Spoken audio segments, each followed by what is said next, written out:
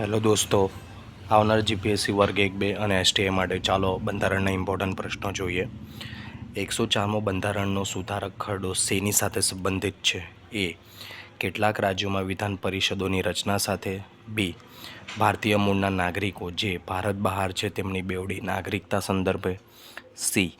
ખાનગી શૈક્ષણિક સંસ્થાઓમાં પછાત વર્ગોના આરક્ષણ સાથે. કે ડી. કેન્દ્ર સરકારની નોકરીઓમાં ધાર્મિક લઘુમતી માટે આરક્ષણ આપવા. તો આન્સર આવશે સી. નેક્સ્ટ પ્રશ્ન તરફ આગળ વધીએ છીએ. નીચેનામાંથી કયા પંચને ભારતના બંધારણના એક અનુચ્છેદ હેઠળ સુસ્પષ્ટ જોગવાઈ પ્રમાણે રચાયું? એ. વિશ્વવિદ્યાલય અનુદાન પંચ યુજીસી. બી. રાષ્ટ્રીય માનવાધિકાર પંચ. સી. ચૂંટણી પંચ અને ડી. કેન્દ્રીય સતર્કતા પંચ. તો આનો આન્સર શું આવશે મિત્રો? આન્સર આવશે સી. ચૂંટણી પંચ. નેક્સ્ટ પ્રશ્ન છે, 1946ની અંતરિમ સરકારમાં ડૉક્ટર રાજેન્દ્ર પ્રસાદ પાસે કયું મંત્રાલય હતું?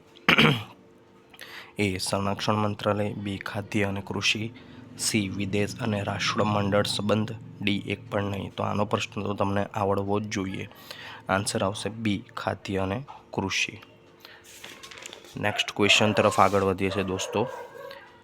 જ્યારે ભારતીય ન્યાયિક પદ્ધતિમાં જનહિત પદ્ધતિ PLI લાવવામાં આવી ત્યારે ભારતના મુખ્ય ન્યાયમૂર્તિ કોણ હતા? એ. એમ હિદાયતુલ્લાહ. બી.